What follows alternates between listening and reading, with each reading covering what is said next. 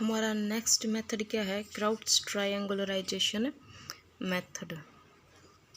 पीछे हमने कौन सा किया था, देखो इससे पहले वाली वीडियो थी उसमें हमने कौन सा मेथड किया था, उसमें किया था हमने ये वाला डूलिटल वाला मेथड।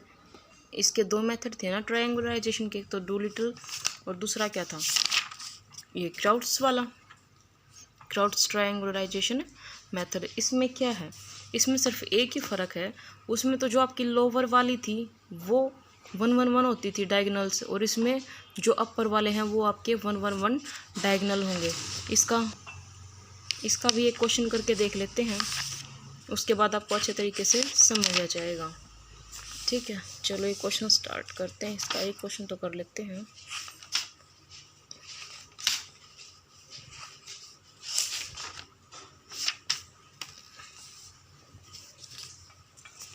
कहाँ गया पेन, मिल गया।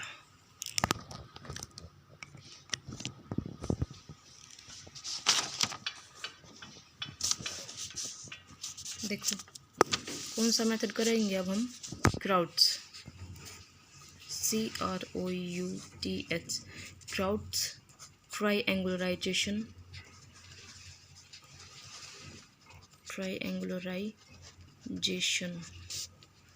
मेथड। ठीक है, हम लिखते हैं इसके इक्वेशंस, जो सिस्टम ऑफ इक्वेशन होता है वो कौन क्या क्या इक्वेशन दे रखे हैं इसमें हमें इक्वेशन दे रखी हैं 2x + y + 3z = 13।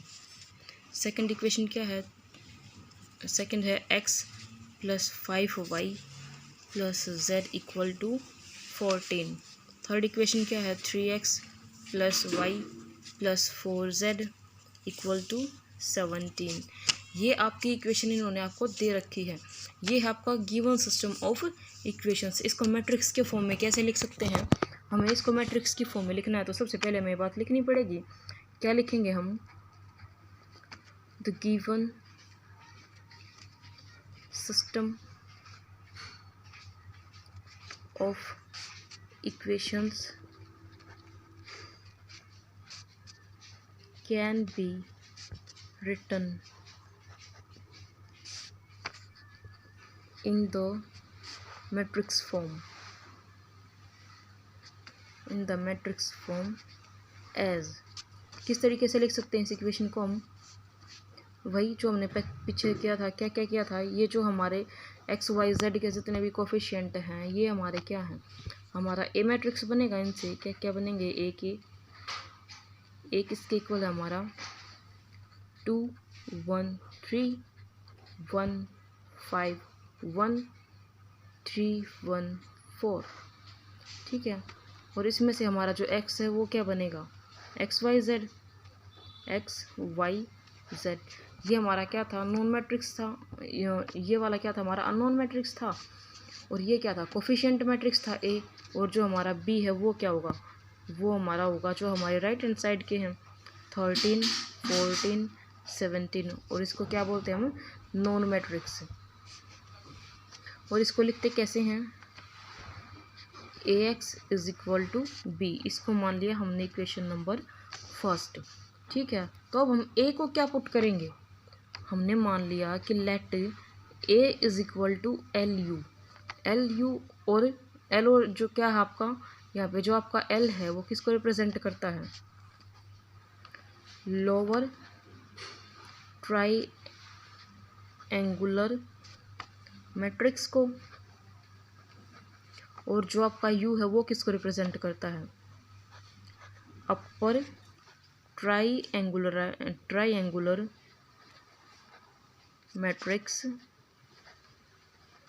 अब की बार क्या होगा, जो हमारा u है अपर वाला जो मैट्रिक्स है, इसके जो डायगोनल होंगे उन डायगोनल, जो आपका डायगोनल है वो 1 1 1 होगा, यानी कि यूनिटी होगा। तो क्या लिखते थे, इससे आगे हम with diagonal elements as unity, यही लिखते थे। तो हमारा जो a है वो किसके इक्वल होगा, क्या लिखते थे हम इसको, L11 L21 L31 और ये क्या है L22 और ये क्या है L33 और ये क्या है L32 और बाकी जो बच गए वो आपके क्या होंगे 0 होंगे। ये तो आ गया आपका लोअर वाला। अब बारी है आपकी अपर वाले की 1 1 1 0 0 0। ये क्या बन गया U12 U13 U23। ठीक है, वही ऐसे मल्टीप्लाई करेंगे रो कॉलम कॉलम, ऐसे ही सारों को मल्टीप्लाई करेंगे। तो यहाँ पे हमारी जो ए की वैल्यू होती है वो क्या है, हमारा ए है जो वो किसके इक्वल है, ये आपको दे रखा है, लिखो इसको 2 1 3 1 5 1 3 1 4। अब तक कुछ चेंज नहीं है, सिर्फ एक ही चेंज आया। अब तक ये वाले 1 1 1 होते थे, लेकिन इसमें क्या है क्राउट्स मेथड है जो उसमें आपका यू वाला जो डायगोनल है वो 1 1 होगा, और जो आपका इससे पहले वाला था वो डू लिटिल वाला उसमें क्या था, ये एल जो आपका लोअर वाला है ये डायगोनल 1 था। सिर्फ यही चेंज आया है अब तक। तो आपका इस साइड जब आप इनको मल्टीप्लाई करके लिखोगे तो क्या बनेगा, ये तो बनेगा आपका L11 और ये बनेगा आपका L21, ये क्या बनेगा L31 और ये क्या बनेगा L11 U12 और ये L21 U12 प्लस L22 और ये वाला क्या बनेगा L31 U12 प्लस L32। अब ये इस साइड वाले जो आपके बच गए थर्ड कॉलम वाले L11 U13 L21 U13 plus L22 और U23 और ये वाला जो आपका ये क्या है L31 U13 plus L32 U23 और प्लस L33। ये मैट्रिक्स बन गया आपकी। इसको आपने कंप्लीट को क्या नंबर दिया, इक्वेशन नंबर 2 लिखा है आपने इसको। अब आपका काम क्या है, अब क्या करोगे, अब फिर से आपके जो L और U है, ये जो आपका LU है, इनके जो एलिमेंट्स हैं ये L11 है, इनकी सारों की वैल्यू की निकालोगे। वो कैसे निकालोगे, सबसे पहला स्टेप आपका क्या होगा, comparing elements of first column. पिछले वाले में क्या करते थे, पहले रो वाले को कंपेयर करते थे, फर्स्ट रो को फिर फर्स्ट कॉलम को, लेकिन इसमें क्या करेंगे, पहले कॉलम को कंपेयर करेंगे और उसके बाद रो को। तो लिखो comparing the corresponding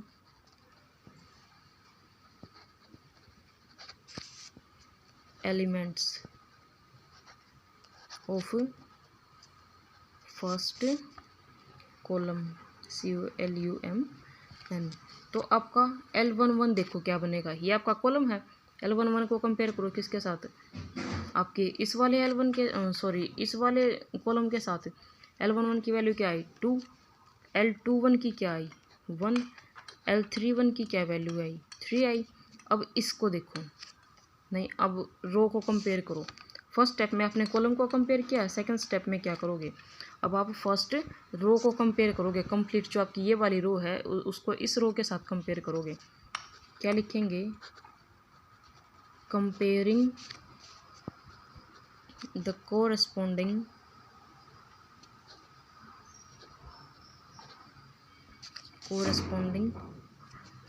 elements of first रो।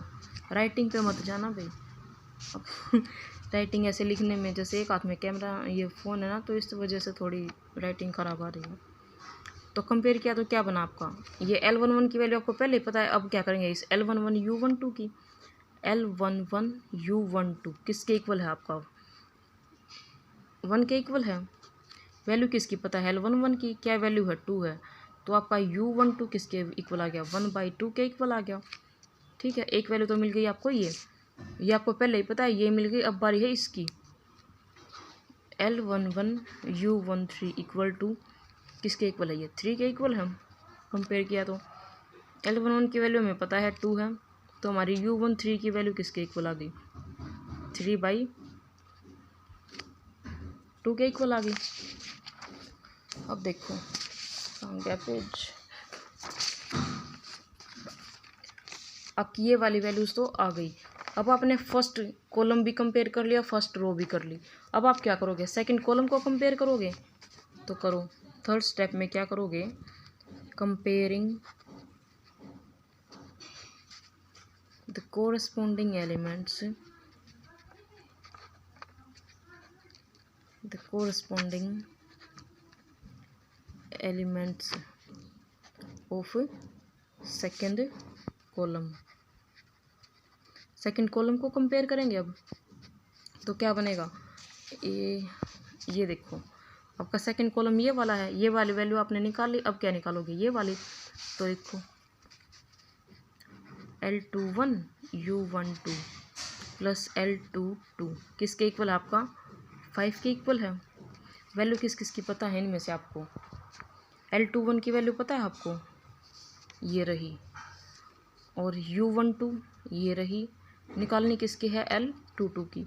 तो आपकी L21 की वैल्यू क्या है, ये तो 1 है, और ये क्या है 1/2 है। तो L22 हमने इस साइड रख लिया 5, और ये वाला क्या बना आपका 1/2, इधर आके माइनस का हो जाएगा, -1/2। और वैल्यू क्या निकली आपकी, एलसीएम लोगे तो 2 नीचे और 10 - 1 आपका 9/2 आ गया। ठीक है, ये आपकी L22 की वैल्यू निकल गई।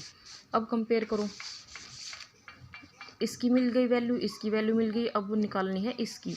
तो लिखो क्या, आपका L31 U12 प्लस L32 किसके इक्वल है, 1 के इक्वल है। इनमें आपको किस किस की वैल्यू पता है, सिर्फ L32 की वैल्यू नहीं पता आपको। तो ये वैल्यू तो आपको पता है। L31 की क्या वैल्यू है आपकी 3, और 12 की 2, 1/2।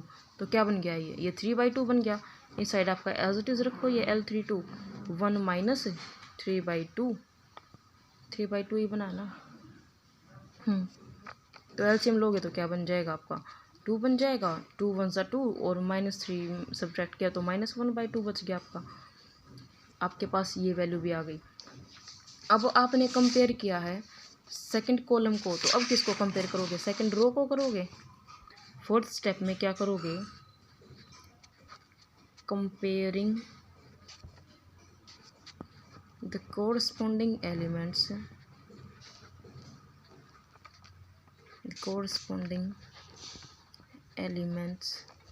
Of second row. ठीक है, आपके सेकंड रो क्या है, आपके सेकंड रो ये है।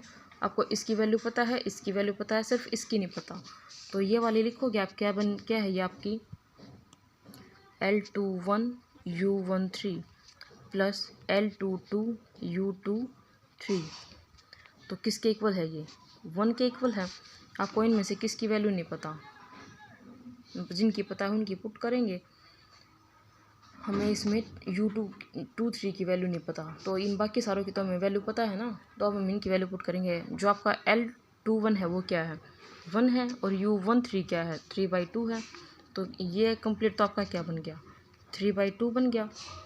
प्लस आपका L22 है, इसकी वैल्यू क्या है L22 ये रही 9/2। L22 की वैल्यू आपकी 9/2, और U23 आपको निकालना है। क्या करोगे, पहले इसको इस साइड लेके आओगे, यानी कि इस साइड तो आपका बच गया 9/2 U23 इक्वल टू 1 - 3/2। ये किसके इक्वल आ गया -1/2 के इक्वल आ गया। ठीक है, और अब क्या बचता है आपका 9/2 U23 इक्वल टू -1/2।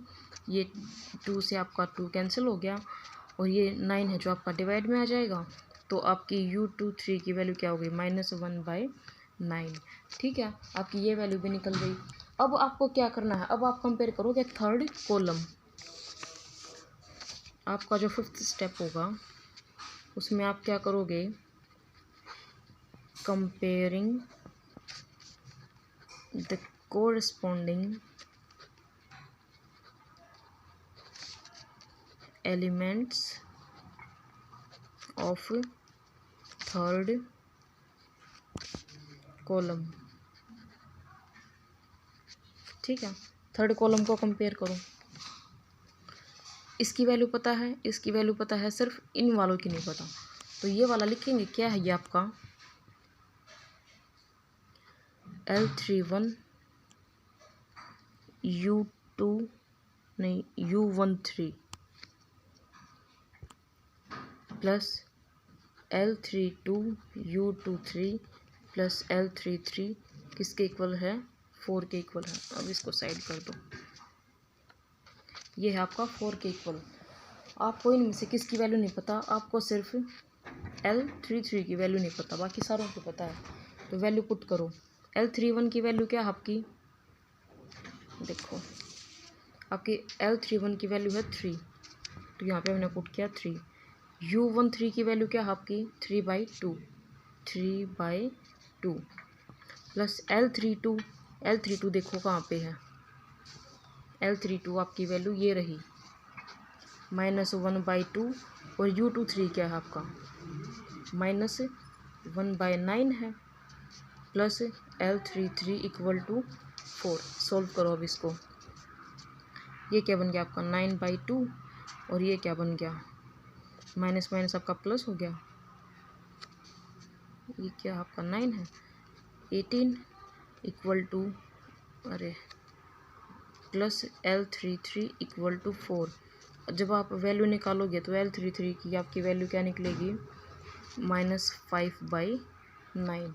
अब आपकी सारी की सारी वैल्यूज़ आपको पता हैं, L के जो एलिमेंट्स हैं उनकी भी और U के जो एलिमेंट्स हैं उनकी भी। तो अब वैल्यू पुट करो। अब आप अपने वापस से मैट्रिक्स बनाओ L जो मैट्रिक्स बना आपकी उसके क्या क्या हैं, L के तो हैं आपके 2 1 3 और ये आपके 0 0 0 होते हैं, और ये किसके इक्वल आया था 9/2 के, और ये -1/2 और ये -5/9 जो हमने सबसे लास्ट में निकाला है। और U किसके इक्वल है 1, ये आपका 0 है, ये आपका 0 है, ये आपका 0 है, ये आपका 1 1 होता है, ऐसे होता है। ये किसके इक्वल है 1/2 के, ये किसके इक्वल है 3/2 के, और ये किसके इक्वल है -1/9 के इक्वल है। तो अब देखो जो आपकी इक्वेशन नंबर फर्स्ट है, ये आपकी इक्वेशन नंबर फर्स्ट थी Ax = b। अब आप ए को क्या लिखते हो LU लिखते हैं, तो इसमें क्या करो LU पुट करो इक्वेशन नंबर फर्स्ट में, लिखो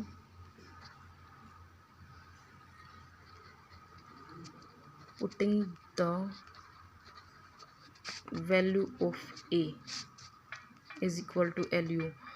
ए को LU पुट करना है इन इक्वेशन नंबर फर्स्ट में, तो क्या बन जाएगा LUX = B बन जाएगा।